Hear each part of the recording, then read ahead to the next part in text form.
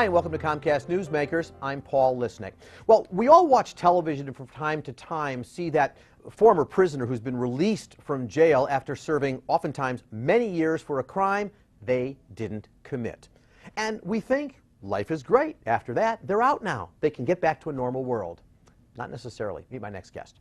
Professor Laura Caldwell, she's the director of Life After Innocence at Loyola Law School, joins me now for the great work that you do. Laura, it's nice to see you. Thank you. Nice to see you. Well, and you heard how I led into this. The truth is, when we see those people on the TV camera, their lawyer next to them, when you're getting back to the real world, it's not that easy. It's a great moment that you see. Maybe there's some news cameras around, maybe there's some family around. 5 minutes later, those cameras are off. The news crew is on to their next thing. Your family, if you're lucky enough to have them, doesn't really know what to do with you, and you don't know what to do with yourself. You have fought for sometimes 10, 20, some of our clients did 30 years for things they didn't commit, and then you're out and there is nothing for you. Now, you step in at the point where they are exonerated. That's when you get involved with them. One of the critical pieces that has to be done is what you help them with. Let's talk about that. What has to be done before they can try and get on with their life? Well, what really needs to be done is their record needs to be cleared. And you would think that if someone was exonerated by, say, DNA evidence. And by the judge. And by the judge, where everyone says, geez, we are really sorry. The justice system messed up. You were not that person. You would think, especially then, that if we did something like what we try to do at Life After Innocence, which is get you a job interview, you'd think, well, great, and I hope that job went well, I hope you work well. Well, it's still on your record.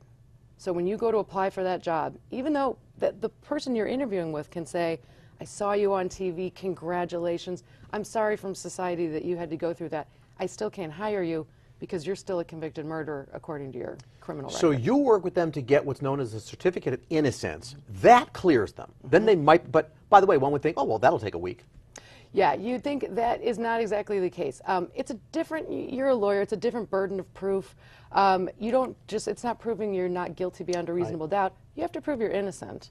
So it is a process, and it can take a year to 2 years. So you're working with legislators in Springfield to try and change the law to make that process easier. Right, we're trying to streamline it. Before, if you got a certificate of innocence, so if the state said, yes, we are declaring you are innocent, you would then have to file for an expungement, which takes months or sometimes a year. Now we've worked with the legislature to pass law saying you get that declaration of innocence, you can get that expunged. You know, you're known so well for you've written so many, almost 14 fiction books, but you've written a nonfiction book called Long Way Home, a young man lost in the system and the two women who found them. In a sentence or two, this is a guy who spent 6 years in prison. He didn't do anything. Yeah, and it wasn't even in prison. He was in a holding cell. Worse. So when you get arrested, if they don't give you bond or you can't pay it, you go to a holding cell. You go to jail, county jail. 6 if years. you're convicted, you then go to prison. This kid did not get convicted. In fact, he did not get a trial for almost 6 years. Unbelievable. And you write about that in The Long Way Home. People ought to read that. It's a nonfiction book. You need money to do what you do. The state doesn't give you any money. They couldn't if they wanted to, probably. How can people help? We are totally based from the goodness of Loyola University and private donors. Right now there is no government grant or any kind of federal or state funding for aftercare programs for the innocent. So we do take private donations. We really appreciate it. And you can go to Loyola, if you just Google Loyola Chicago Life After Innocence. And I think we're putting it up on those sites. Yeah, people can see that. Again, we all, we're very happy with, oh, wow, that person is free. And then you realize, no, it's not that simple. It's a new journey, and they're very appreciative, but it is another journey, and we're just trying to help them on that way. All right, Professor Laura Caldwell, Director of Life After Innocence at Loyola Law School, author of the great book, Long Way Home. Check it out.